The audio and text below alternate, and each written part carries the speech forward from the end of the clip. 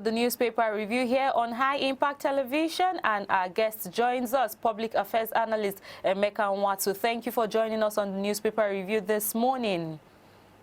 Oh, yeah. Good morning, Nigeria.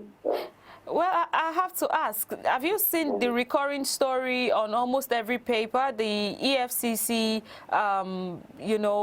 reports we have this morning?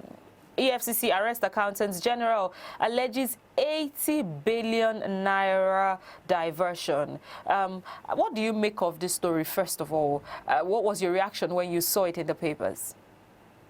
Wow, that's a legendary breaking news. It's really, really unfortunate.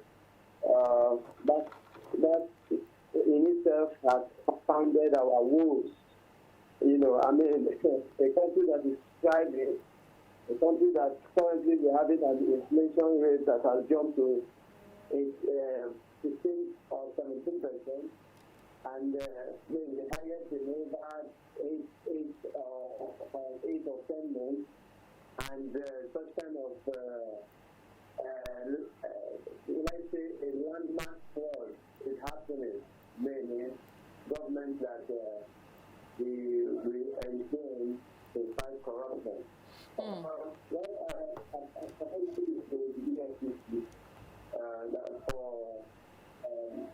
coming out with such a big one, but like we all said, that the issue of fraud will continue in this country and institutions. Okay, I'm trying to hear you very clearly. Can you maybe speak up a little? Yeah. Yes, I can hear you now. I'm saying that the issue of fraud will continue in a country like Nigeria because our institutions are not strengthened. Our institutions are weak. I mean, why would somebody like the Accountant General access to funds?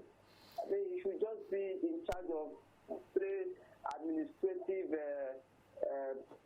activities in the office, not having access to funding and the way funds are being distributed. Well, using your own words, let me butt in here. I want to congratulate the EFCC. I want to congratulate the EFCC, but it is very unfortunate that just one person would have access to such huge funds and to the detriment of the entire country. So I feel very, very, very sad hearing that breaking out this morning because we are champions that the office of the Accountant General of the Federation should be severed from and part of the Accountant General of the federal government. Okay. Because that's part of the restructuring, and that's one of the we have championed for a new constitution.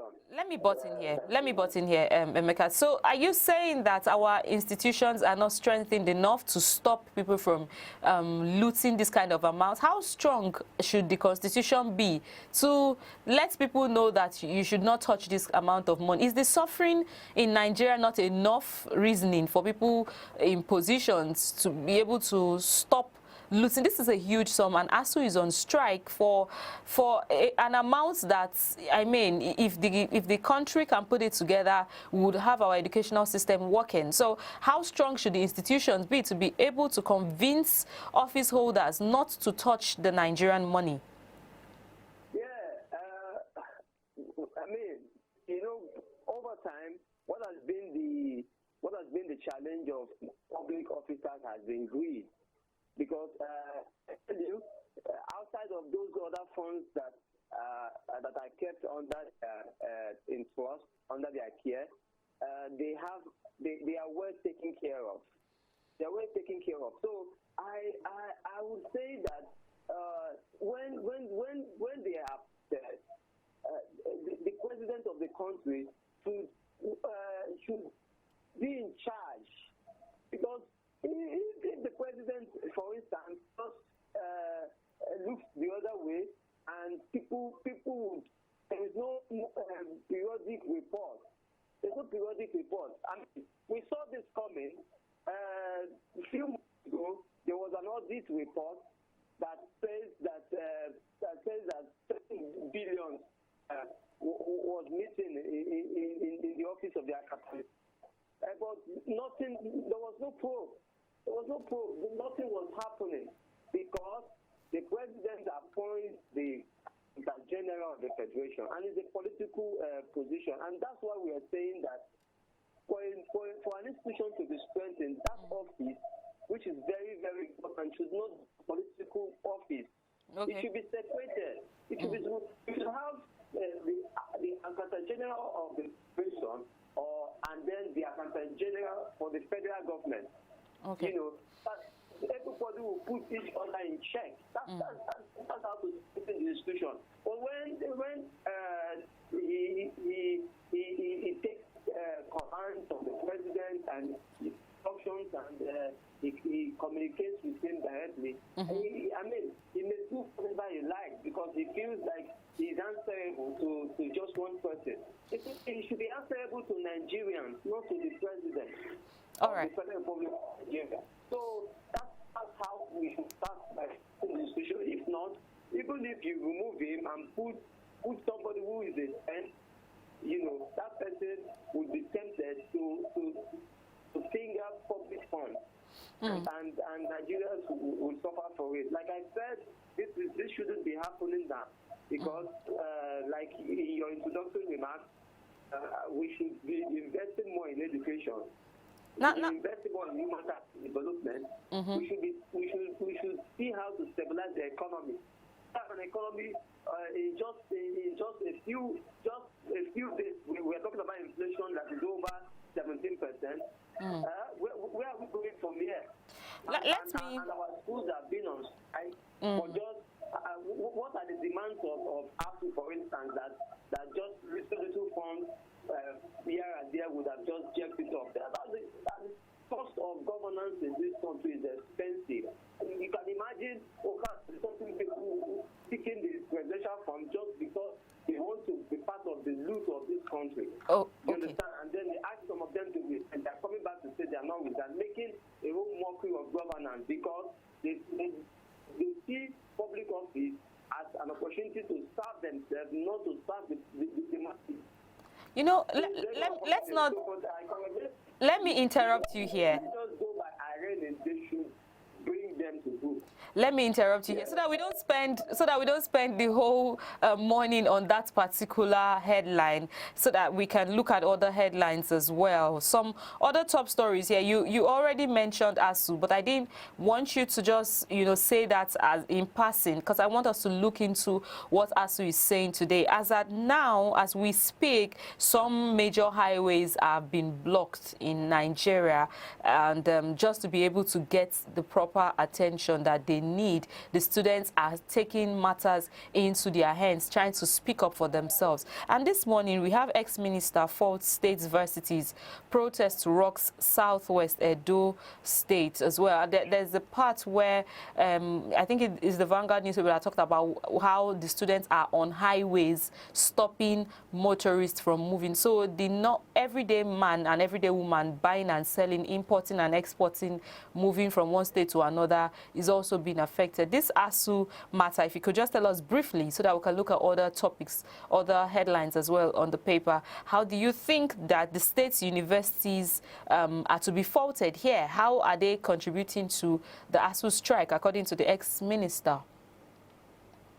Well, ASU strike has been on the front burner for a while, but we are always shouting, but the problem is with the citizens, because we always enthrone persons who will not protect the interests of the educational infrastructure systems in them, because everything is political. Like I said, we need to begin to prioritize education, and prioritize education. We also need to begin to we begin to have a higher, as citizens, we need to be more civic and have a higher interest in political participation. Because when you put people who don't see education as a going on or as a business, they will begin to have similar of such problems. So I want to again charge the authorities to be more circumspect with this issue, so that we can go back to school. We can go back to the classrooms. But do you feel that state universities really have a part to play here? I mean, I'm trying to think of how would state universities be faulted for? Do you agree that state universities are also at fault? According to this ex-minister making the statement, do you agree that state universities are also to be faulted, you know, in connection with the industrial action? I know that the regulatory universities is the Nigerian University Commission, and then they also have departments like TED Fund and the rest that provide this international funds for universities. But you know, over time, most state universities step up to be part of that arrangement that makes them not to go on strike. Okay. But I feel like everybody needs to bear the brunt. Everybody needs to come at this time. I mean, some schools trying to remove themselves from that arrangement is not sustainable. So I also would want to blame the state university to some extent, but because of them, their variability is from their state government. You see, most times state universities try to perform better in terms of all of the managerial issues than federal schools. So, but everybody needs to be part of the strike. Okay. And blame trading would always continue. But why should we continue to trade blames when these are little things that we can fix by ourselves? You understand? So, very valid.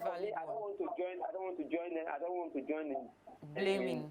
in the blame and the shaming, but let's do the right thing. Very valid points there. Why trade blames when we can fix it by ourselves? But let's get into something else that has to do with, you know, jungle justice. 2 cases back to back. The first is the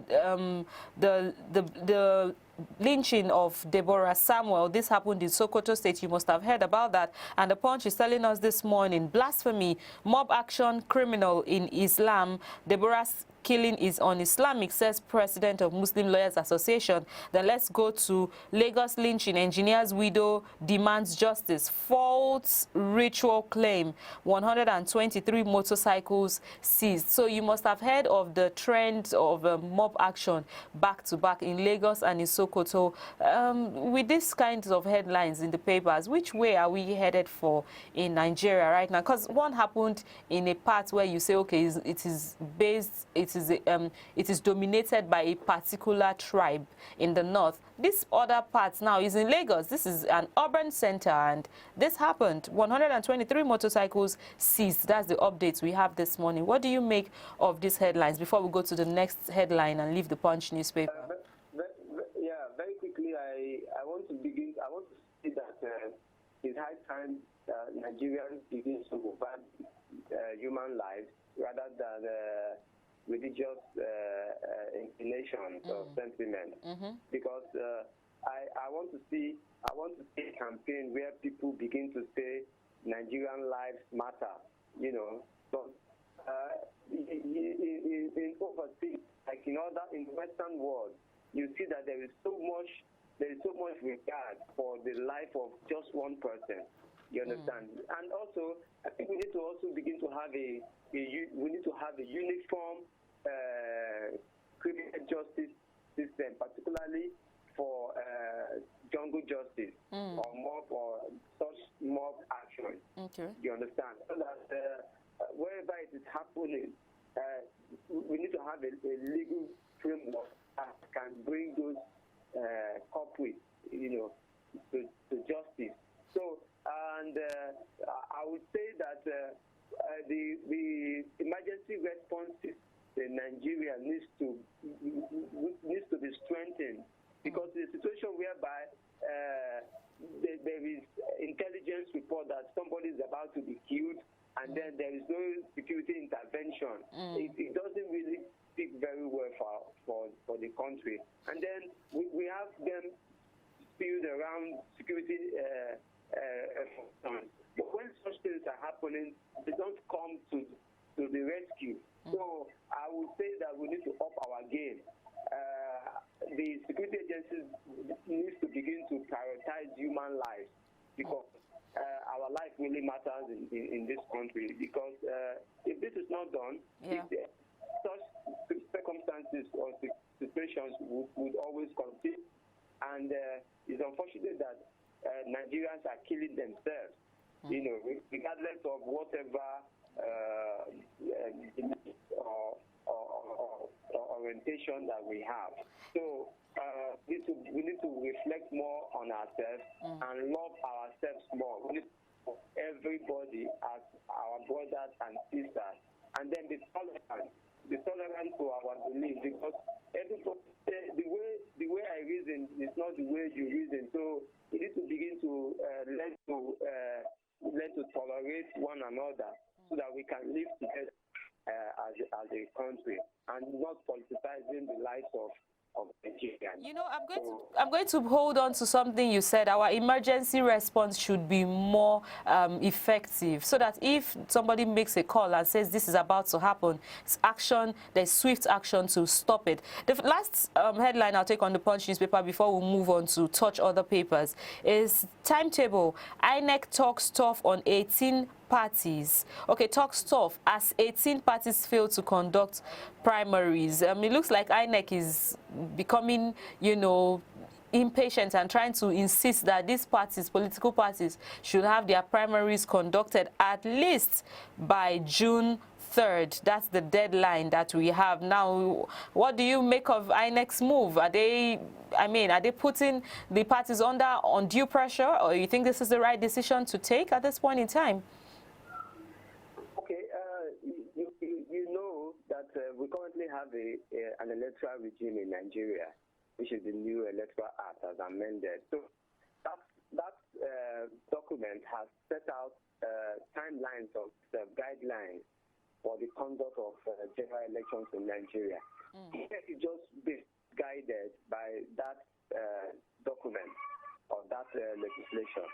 But I would also say that I need to understand that politicians over time have always behaved like politicians. You understand? So INEC usually does not really interfere in party politicking. Okay. But this time INEC by that new law, INEC has a stake in the internal party democracy of political parties, and so INEC is ensuring that they do the needful, because we've had several stories in the past of imposition of candidates, or going to one particular location to write results that they conducted primaries and they have not conducted primaries at all. So INEC is on top of their toes. They are the one stop. They want to ensure, because once you get it right from the primary level, then the general election will be fairly credible. Okay. So INEC wants to really invest on them, so that they would do it quickly and in line with the laws of the land. Okay. For the election. Let's get to the Guardian newspaper.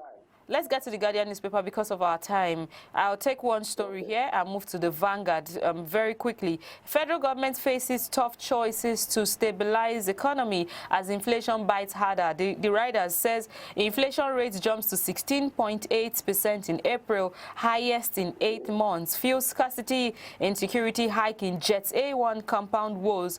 Don't expect deceleration until September, Adi suggests. And last rider, NPR may join interest rates hike free. So economy inflation, I mean, how real is that right now as it is? I'm tempted to ask, what is the cost of goods and services where you are, but I won't do that. So let's talk about how the government is trying to stabilize the economy. Okay, so that's the same thing we're talking about. The is fighting hard. Let's even start by saying that the Economic Advisory Body under the Office of the Vice President has not been constituted. So that itself is a fundamental error. And that's what should be the one to give instructions to CBN and to give instructions to other regulatory, economic and financial regulatory. You know, so I want to say that on my part, I would say if you are an individual, you're into business. Can you hear me? All right, that's as much as we can take on that conversation. I guess we had to, he had to disconnect due to a network situation, but we'll take a break now. And when we return, there is more on the newspaper review. Do stay with us.